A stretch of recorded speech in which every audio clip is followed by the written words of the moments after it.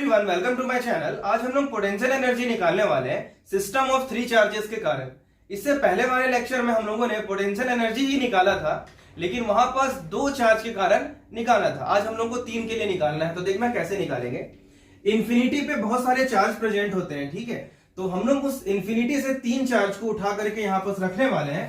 तो जब हम लोग तीन चार्ज को उठा करके इन्फिनिटी से यहाँ रखेंगे तो हम लोग को वर्क करना पड़ेगा, और वही वर्क एनर्जी के फॉर्म में स्टोर हो जाता है, जिसको हम लोग बोलते हैं पोटेंशियल एनर्जी। तो देखना, इन्फिनिटी पे बहुत सारे चार्ज थे, उसमें से एक चार्ज है Q1। तो मैं Q1 को यहां पर रख दिया। देखना ये, अब मैं पूछा कि बताओ इस Q1 पर कितना फोर्स लग रहा है, तो अपना आंसर होगा 0 फोर्स लग रहा है। ऐसा कैसे, 0 क्यों लग रहा है फोर्स? तो देखना, इसके आसपास कोई अदर चार्ज नहीं है। अगर कोई और चार्ज होता तो इस पे फोर्स लगाता, अगर प्लस चार्ज होता अगर आसपास इसके, तो इस पे रिपल्सिव फोर्स लगाता, ठीक है। या फिर अगर कोई नेगेटिव चार्ज होता तो ये नेगेटिव चार्ज इस पे अट्रैक्टिव फोर्स लगाता। तो अभी तो फिलहाल एक ही चार्ज है यहाँ पर, तो इस पे फोर्स नहीं लग रहा है। तो इसलिए देखना, यहाँ लिखा हुआ है to bring Q1 from infinity no work is required. तो हम लोग को वर्क करने की जरूरत नहीं है, ये चार्ज फ्रीली आ सकता है, आराम से आ जाएगा, ठीक है। तो ये पॉइंट काम का था। क्यों? क्योंकि इसके पास कोई अदर चार्ज नहीं है, केवल एक ही चार्ज है। तो दूसरा चार्ज इस पे फोर्स लगाएगा, तभी तो फोर्स है तो वर्क निकलेगा, क्योंकि work equal to force into displacement, ऐसा भी पढ़ते थे हम लोग। तो इसके बाद देखना क्या है, मैं दूसरा चार्ज को उठाता हूं। हम लोग को तीन के लिए सॉल्व करना है। मैं इंफिनिटी से अब दूसरे चार्ज को उठाया Q2, यहां पर मैं रख दिया Q2 उठा करके, ठीक है। अब मैं पूछा क्या यहां पर हम लोगों को कुछ फोर्स मिलेगा इस पर? तो आंसर है बिल्कुल मिलेगा। क्यों? देखना, पहले से यहां पर Q1 तो था, अब Q1 इसके ऊपर फोर्स लगाएगा, मतलब ये जब इस पे फोर्स लगाएगा तो ये इस तरफ रिपल होगा। हम लोग इन्फिनिटी से इसको उठा करके ला रहे थे, इसका यही मतलब हुआ कि यहाँ पर वर्क डन करना पड़ेगा इसको उठा करके लाने के लिए यहाँ पर, क्योंकि ये फोर्स तो इधर इसको रिपल करना चाह रहा है, हम लोग इन्फिनिटी से उठा के इसको इधर लाना चाह रहे हैं। तो हम लोग को वर्क करना पड़ेगा against the force of repulsion, मतलब वर्क तो कर रहे हैं। तो मैं मान लेता हूं कि ये दोनों चार्ज के बीच का जो डिस्टेंस है, देखना कैसे लिख रहा हूं, R कौन से चार्ज के बीच का डिस्टेंस है, 1 और 2, तो इसको लिख दिया 1 2, ठीक है। तो सबसे पहले हम लोग यहाँ के लिए सॉल्व करते हैं कि कितना वर्क करना पड़ेगा Q2 को यहाँ पर लाने के लिए। अब हम लोग क्या करते हैं, कुछ पॉइंट का नाम भी लिख देते हैं। देखना, इस वाले को मैं A पॉइंट लिख दिया, इस वाले को B पॉइंट लिख दिया। तो हम लोग इसके आगे देखना लिखते हैं यहाँ पर work done to bring Q2 from infinity to point B, कितना वर्क डन करना पड़ेगा। तो देखना, मैं वर्क के लिए यहां लिख दिया W2, क्योंकि Q2 के लिए तो W2 लिख दिया, इक्वल टू वर्क का जो फॉर्मूला हम लोग फोर्स इंटू डिस्प्लेसमेंट पढ़ते हैं वो तो ठीक है, अभी यहां पर हम लोग पोटेंशियल के फॉर्म में भी पढ़ते हैं। देखना, हम लोग ऐसा पढ़े भी थे, V equal to W upon Q0। जिस चार्ज को लाना होता है वो नीचे लिखते हैं। अगर मैं यहाँ पर Q2 चार्ज को लाऊंगा, जैसे Q2 चार्ज को मैं ला रहा हूं यहाँ पर, तो मैं नीचे क्या लिखूंगा, Q2। तो यहां से अगर मैं वर्क देखूंगा तो वर्क यहां से कैसा निकलेगा, पोटेंशियल इंटू Q2, ठीक है। तो देखना, मैं यहां पर लिखता हूं पहले पोटेंशियल इंटू चार्ज। अब इंपॉर्टेंट क्या है यहां पर, देखना ये जो पोटेंशियल है किसके कारण है, तो आंसर है पोटेंशियल जो बचा हुआ चार्ज है Q1 के कारण, ठीक है। तो यहां पर मैं आगे इसमें लिख देता हूं पोटेंशियल ड्यू टू Q1, और ये चार्ज कौन सा है, तो आंसर है ये चार्ज है Q2। जिस चार्ज को हम लोग उठा करके लाते हैं इंफिनिटी से, उस चार्ज को नीचे लिखते हैं, तो जो मल्टीप्लाई होगा वही चार्ज, तो Q2 यहां पर हुआ।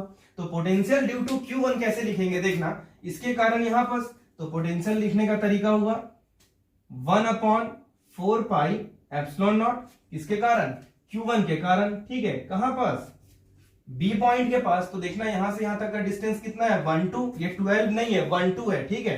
तो यहां पर लिख दिया R 1 2 मल्टीप्लाई बाई, यहां देखना कौन सा चार्ज है, किसको ला रहे थे, Q2 को, तो इंटू Q2, ठीक है।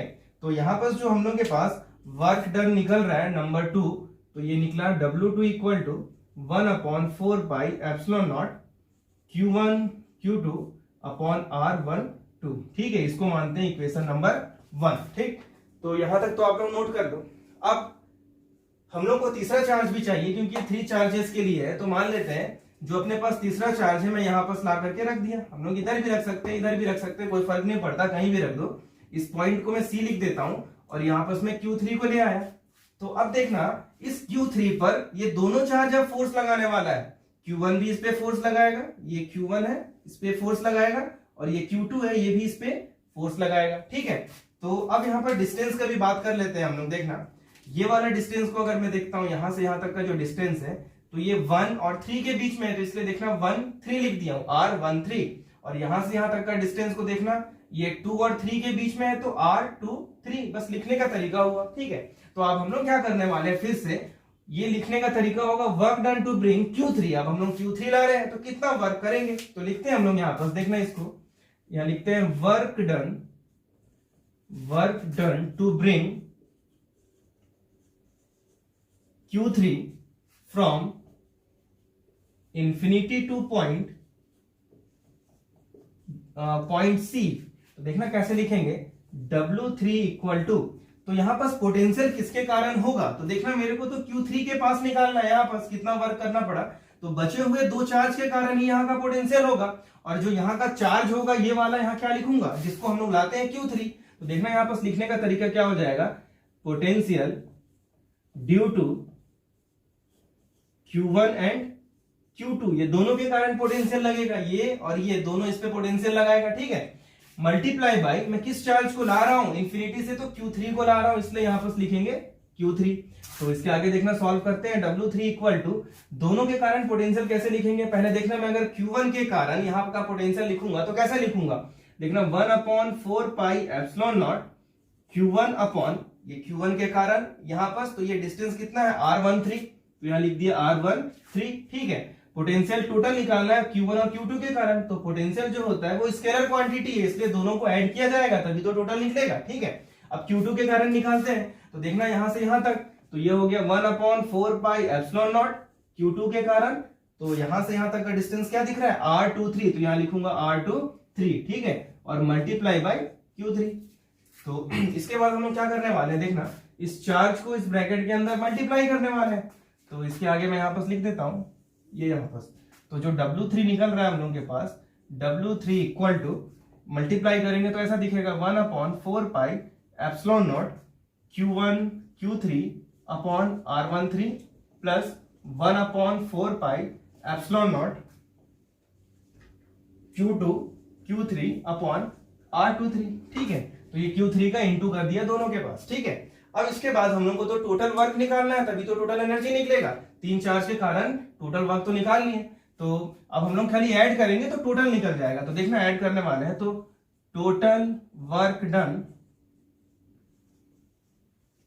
तो यही वर्क डन पोटेंशियल एनर्जी के फॉर्म में स्टोर हो जाता है। तो देखना कैसे लिखेंगे हम लोग, तो मैं यहां लिखा W इक्वल टू, सबको मेरे को क्या करना पड़ेगा, ऐड। तो देखना एक यहाँ इक्वेशन फर्स्ट में है और यहाँ पास ये वाला इक्वेशन सेकेंड में है, दोनों को मैं ऐड करता हूं, तो ये वाला देखना कितना दिख रहा है, ये 1/4 pi epsilon naught Q1 Q2 upon R12 plus 1/4 pi epsilon naught Q1 Q3 upon R13, ये वाला, और प्लस एक ये भी बच गया 1/4 pi epsilon not Q2 Q3 upon R23। अब यहां से जो भी चीज कॉमन निकल रहा है उसको हम लोग कॉमन निकाल देंगे, तो देखना ये W इक्वल टू, यहां से जो कॉमन निकल रहा है 1/4 पाई एप्सिलॉन नॉट कॉमन निकल गया, तो क्या बचा Q1 Q2 upon R12 plus Q1 Q3 upon R13 plus Q2 Q3 upon R23। ठीक है, और यही वर्क जो होगा पोटेंशियल एनर्जी के फॉर्म में स्टोर हो जाएगा, तो यही अपना आंसर हो गया तीन चार्ज के लिए पोटेंशियल एनर्जी। तो ये हो गया 1/4 पाई एप्सिलॉन नॉट, तो यही वर्क पोटेंशियल एनर्जी के फॉर्म में स्टोर हो जाता है। तो पोटेंशियल एनर्जी को U से डिनोट करते हैं, इसलिए हमें U लिख दिया हूं, तो यही आंसर आ गया Q1 Q2 upon R12 plus Q1 Q3 upon R13 plus Q2 Q3 upon R23। तो ये आप लोग यहां तक पहले नोट कर लो, तो ये आंसर आ गया। इसके बाद कुछ हम लोग न्यूमेरिकल देखने वाले हैं। ठीक है, इसके बाद अब हम लोग कुछ न्यूमेरिकल करने वाले हैं। ये दोनों न्यूमेरिकल बोर्ड एग्जामिनेशन में आ चुके हैं, जिसमें ये पहला न्यूमेरिकल एक इक्विलेटरल ट्राइंगल के लिए है। इक्विलेटरल ट्राइंगल का मतलब हो गया जिसके सारे साइड इक्वल होंगे और एंगल 60 डिग्री होगा, तो सारे साइड इक्वल है, उसके तीन वर्टेक्स में तीन चार्ज रखा हुआ है। अब इस टोटल सिस्टम के कारण हम लोग को पोटेंशियल एनर्जी निकालना है, तो पोटेंशियल एनर्जी निकालने को बोलता है और तीन चार्ज दिया हुआ है। तो अभी हम लोग पढ़े थे तीन चार्ज के कारण पोटेंशियल एनर्जी कितना होता है, तो हम लोग के पास क्या है कि ये डिस्टेंस का जो दिया हुआ है क्वेश्चन में 1 मीटर दिया है, तो देखना यहाँ पर मैं लिख भी देता हूं, ये जो डिस्टेंस है r, इसको मैं अगर लिख दिया 1 3, इसको मैं लिख दिया 1 2, इसको मैं लिख दिया 2 3, ठीक है। तो ये सारे वैल्यू 1 मीटर के बराबर है, ये सारे के सारे वैल्यू 1 मीटर ही है, क्योंकि इक्विलेटरल ट्राइंगल दिया हुआ है और ये देखना 1 मीटर वैल्यू दिया हुआ है, ठीक है। तो ये चार्ज को, ये जो चार्ज है और ये वाला चार्ज, इसको मैं पहला चार्ज मान लिया, इस वाले चार्ज को मैं दूसरा चार्ज मान लिया और इस वाले चार्ज को तीसरा चार्ज मान लिया। तो उसके अकॉर्डिंग ये डिस्टेंस लिख दिया 1 और 3 के बीच में 1 3, 1 और 2 के बीच में 1 2, 2 और 3 के बीच में 2 3, ठीक है। अब हम लोग 3 चार्ज के लिए भी फॉर्मूला डिराइव किए भी थे, तो उसी को हम लोग लिखने वाले हैं, ठीक है। तो ये जो मैं किया हूं एग्जाम में, डायग्राम बना करके ही करना पड़ेगा आप लोगों को, अच्छे से ये सब बताना पड़ेगा पूरा, ठीक। तो इसमें हम लोग फॉर्मूला यूज करते हैं, देखना u equal to 1/4 pi epsilon naught, अभी हम लोग निकाले भी थे, Q1 Q2 upon R12 plus Q1 Q3 upon R13 plus Q2 Q3 upon R23, ऐसा हम लोग निकाले भी हैं, ठीक है। तो अभी हम लोग के पास क्या है, वैल्यू देखना है और पुट करना है यहाँ पर। तो ये 1/4 पाई एप्सिलॉन नॉट का जो वैल्यू होता है, ये जो वैल्यू दिखा है इसका होता है 9 इंटू 10 टू द पावर 9, ठीक है। अब ब्रैकेट में देखते हैं Q1 इंटू Q2, तो ये देखना 1 वाले को Q1 मान लेता हूं, 2 वाले को, ये वाले को Q2 मान लेता हूं, यहाँ लिख भी देता हूं, Q1 ये हो गया Q2 और इसको मैं मान लेता हूं Q3, ठीक है। तो मल्टीप्लाई करते हैं, देखना 10 का इंटू ये 10 हो गया, तो ये देखना कैसे लिखेंगे, 10 माइनस में था, माइक्रो कूलम है तो माइक्रो को हटाना पड़ेगा, 10 टू द पावर -6, ठीक है। इसका मल्टीप्लाई किसके साथ हो रहा है, तो देखना एक और 10 माइक्रो कूलम के साथ हो रहा है, तो देखना इसका multiply 10 into 10 to the power -6 लिख दिया, और ये दोनों के बीच का डिस्टेंस कितना है 1, तो यहाँ पर 1, तो ये इसके लिए कंप्लीट हो गया, ये वाले के लिए। अब इसके लिए लिखने वाले हैं 1 और 3, तो देखना 1 और 3 क्या है, तो प्लस ये है 1, फिर से -10 into 10 to the power -6 into ये Q3 है 10 into 10 to the power -6 divided by, यहाँ पर इसका वैल्यू देखना फिर से R13 देख सकते हैं, तो 1 हुआ।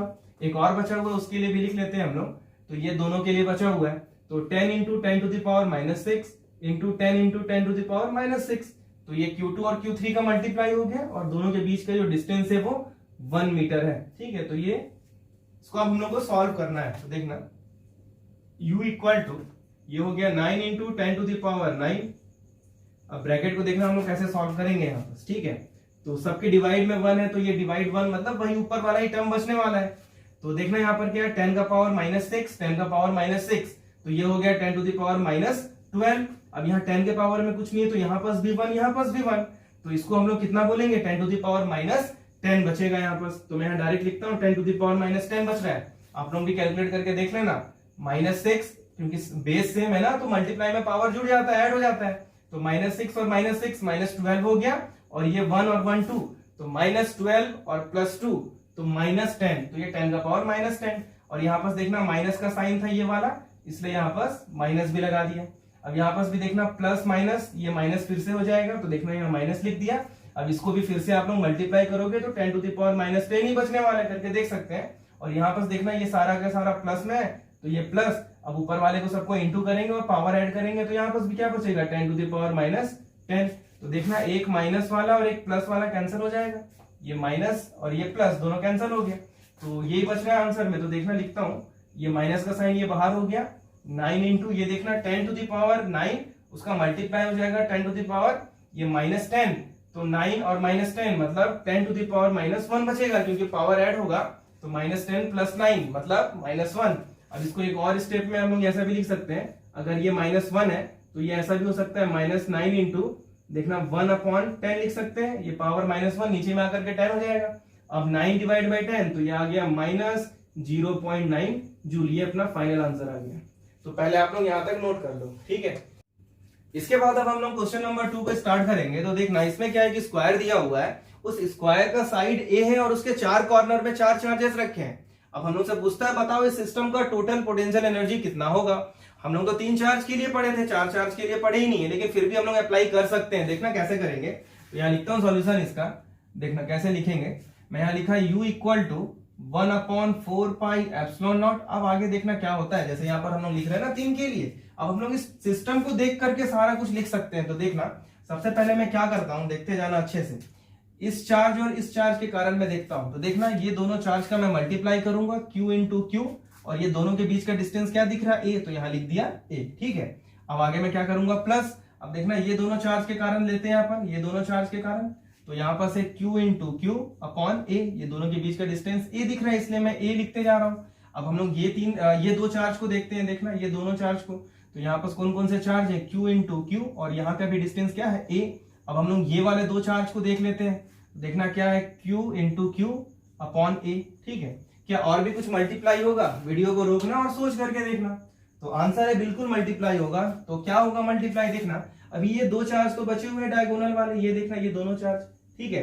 तो ये और ये का मैं इंटू करूंगा, Q into Q, capital Q है दोनों, तो यहाँ पास क्या आ जाएगा, तो देखना Q इंटू क्यू, तो ये हो जाएगा Q स्क्वायर। अब इंपॉर्टेंट क्या है, यहाँ से यहाँ का डिस्टेंस क्या होगा, तो ये आप लोगों के लिए क्या है कि इस ट्राइंगल में आप लोग पाइथागोरस थ्योरम अप्लाई करना, तो ये जो डिस्टेंस निकलेगा ये निकलेगा √2a, ठीक है, √2a। तो यहाँ पास मैं लिखता हूं, ये हो गया √2a, ए रूट के अंदर नहीं है, ठीक है, रूट के बाहर है ए, केवल 2 रूट के अंदर है, प्लस एक और भी होगा, एक और डायगोनल है यहाँ पास, देखना ये वाला, ये स्मॉल q वाला, ये दोनों, तो इसके कारण भी हम लोग मल्टीप्लाई करेंगे दोनों को, तो डिस्टेंस फिर से यहाँ पास क्या निकलेगा, √2a। तो क्योंकि ये फिर से डायगोनल आप लोग निकाल के देख सकते हो, स्क्वायर के डायगोनल इक्वल ही हो जाते हैं दोनों वैल्यू। अब आगे देखते हैं, Q into Q, small q करूंगा तो Q स्क्वायर, और दोनों के बीच का डिस्टेंस क्या हो जाएगा, √2a, ठीक है। अब यहां से अगर कुछ कॉमन दिख रहा है तो उसको हम लोग निकालते हैं कॉमन। तो देखना कॉमन में क्या क्या निकलता है, ये निकला 1/, ये तो 1/4 एप्सिलॉन नॉट बाहर था, सबके देखना डिनोमिनेटर में a आ रहा है, तो मैं a को बाहर निकाल दिया, ठीक है, तो a बाहर निकल गया। तो यहाँ पर देखना क्या बच रहा है, a बाहर निकलने के बाद यहाँ बचेगा Q into Q plus Q into Q, ये सब बचते जा रहा है, मैं लिख दे रहा हूँ यहाँ पास ऐसा, ठीक है। और यहाँ पास बच गया Q square upon √2 plus Q square upon √2, ये बच गया। अब इसको देखना, ये चार जो यहाँ पास लिखे हैं ये चारों तो इक्वल है, ठीक है, तो ये 4 टाइम्स हो जाएंगे, तो ये फाइनल आंसर आ गया 1/4 पाई एप्सिलॉन नॉट a, और ब्रैकेट के अंदर 4 times of Q plus Q square upon √2 plus Q square upon √2, ठीक है। तो ये अपना फाइनल आंसर हुआ, तो आप लोग यहां तक नोट कर लो। इसके बाद ये जो क्वेश्चन है आप लोगों के लिए रहेगा, होमवर्क रहेगा, ठीक है। इस क्वेश्चन में एक अरेंजमेंट को सेटअप करना है, ये 3 चार्जेस के कारण, मतलब एक ट्राइंगल ही बनने वाला है। उसमें से देखना यहाँ पास x लिखा हुआ है, इसी का वैल्यू भी बताना है हम लोगों को, ये x का वैल्यू क्या होगा। तो जो बच्चे इंटरेस्टेड है इसको सॉल्व करने में, तो वो लोग प्लीज इस वीडियो के कमेंट सेक्शन में कमेंट करें कि आंसर क्या होगा। मैं उन इंटरेस्टेड स्टूडेंट का वेट करूंगा आंसर क्या देने वाले हैं, ठीक है। तो थैंक यू। इसके बाद हम लोग नेक्स्ट क्लास में पढ़ने वाले हैं।